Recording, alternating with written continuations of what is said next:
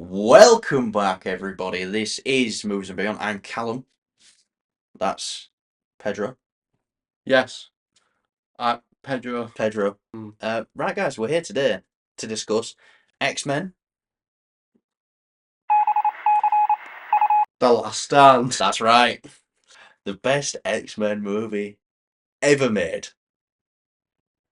Yeah, X-Men The Last Stand. Now, a little something about our channel. We don't usually like dragging films. We don't like, if it's something we don't really enjoy, we don't talk about them. That being said, X-Men The Last Stand is not a good film, but there's still bits I enjoy. Yeah. So this came out in 2006, I believe. I Yeah. didn't see this when it first came out. Oh, And when I did see it, it was probably the first X-Men movie that, obviously growing up as a kid, you don't really sink in things. It's like watching the Star Wars prequels. You don't really sink in you that. just enjoy them. You just enjoy them, yeah. Yeah. So, I watched X-Men 1. I kind of enjoyed that as a kid. X-Men 2, it freaked me out with all the striker stuff towards the end. X3 is the movie that I really sort of enjoyed initially watching it. Really? But again, it wasn't, I knew it wasn't a fantastic film because I didn't watch it over and over again. Now, this is definitely a step down from X-Men and the amazing film that X2 is. Couple of things I want to say is definitely Wolverine in the woods when he's trying to find Jean Yeah, after she willingly goes with Magneto. yeah, I really like that. yeah. The house fight when they go and try and get Jean, that's really cool as well. I remember when I was younger Yeah. and seeing Storm like spin round into the garden, and I thought that was badass when I first saw it when I was Yeah. younger. I was like, oh, that's fucking cool. It was it was a weird film when I watched it because I didn't know too much about the whole X-Men lore. Yeah. I just knew it was Marvel. And the only character I sort of really knew anything about was Wolverine, Logan. This is something that it was nice to go back and watch. It wasn't a terrible movie by any means. Very short as well. Yeah, Very it's way short. too short for what it is. Yeah, definitely. And like we've said it in both our reviews, Professor X sidelined again. This time just blown up by Jean, just lifted and turned into man mush. Yeah, but it doesn't really matter because he came back anyways. This whole timeline is broken with the X-Men films, so So continuity isn't really. something they cared about, but do you know what? They kind of benefited from that later on. Here's the Because if they tried to stick into the continuity of it all with the Deadpool films, we wouldn't have got the great characters like Colossus and stuff Yeah, like of that course. But I'm later. saying, like, with the Xavier dying, we definitely agreed on Xavier was cool. He was played really well, but he was fucking wasted. As great as X2 is, they just, again, I feel like they waste Xavier. Now he's got more of a pivotal He's got a role pivotal point. in two, Yeah, definitely. yeah, he's definitely got something that helps shift the story.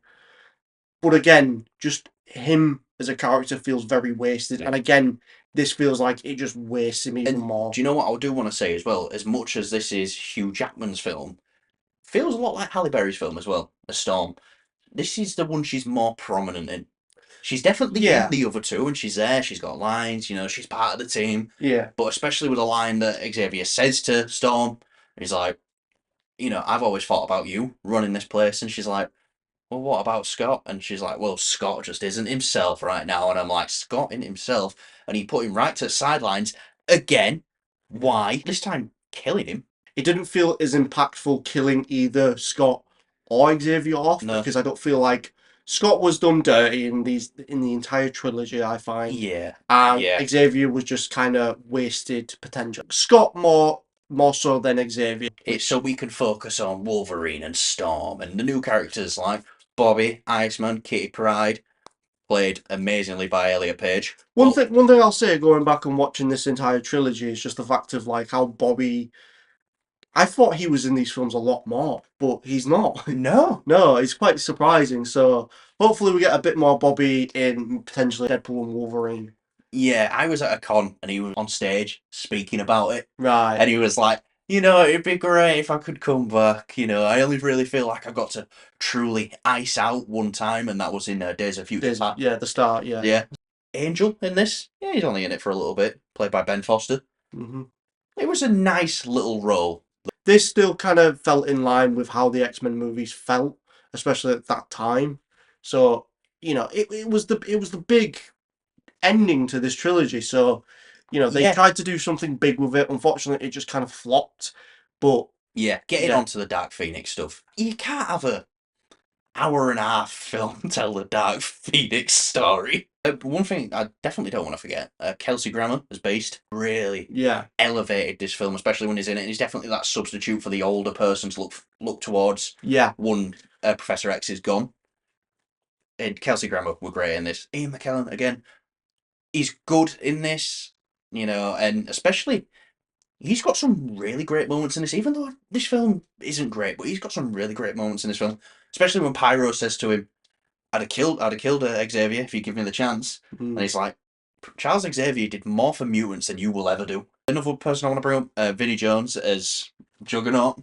I didn't love the suit. but It was definitely some freaky BDSM gear. I mean, yeah, Now, yeah, the stuff with the mutant cure in this, and that definitely goes into the Rogue stuff mm. and her decision to get cured from being a mutant.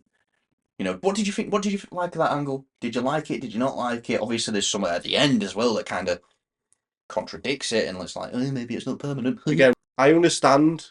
It's like if you had that, you would struggle with life too.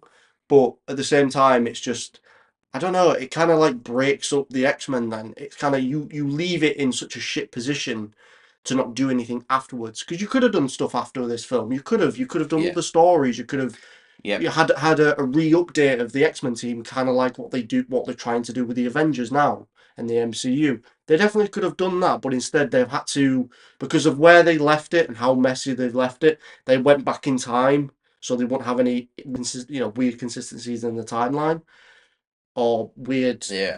plot holes and things like that.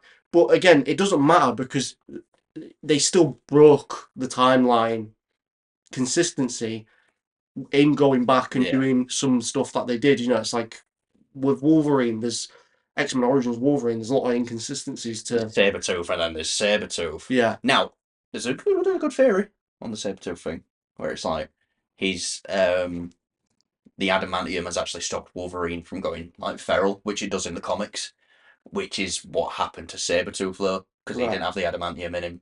Didn't, have to keep healing and fighting off that poison sort of thing. Okay. Didn't get to evolve to that stage. But yeah, we'll talk about Origins another day. Yeah.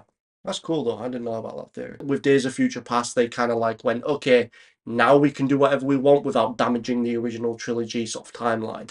But even before then, like even with things that happen in like I think First Class is the only film that keeps everything intact.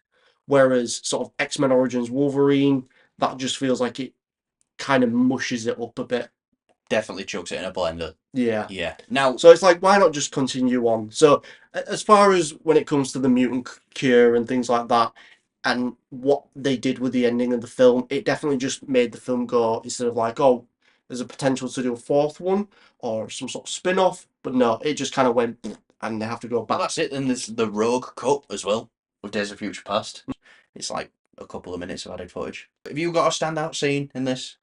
Something that really makes you I mean, the core bridge, the tingle. the bridge bit was pretty cool. I mean, it's stupid, but It's it's fucking cool. dumb Like, as fuck. it's really sort of nice to go back and watch these films though. So definitely, yeah. Yeah. Just end the fucking video. End the video. Yeah. We'll see you in the next one. X-Men Origins Wolverine. Can't wait. Thumbs up. Bye. See you later. Love you all. End it right now. No claws for you.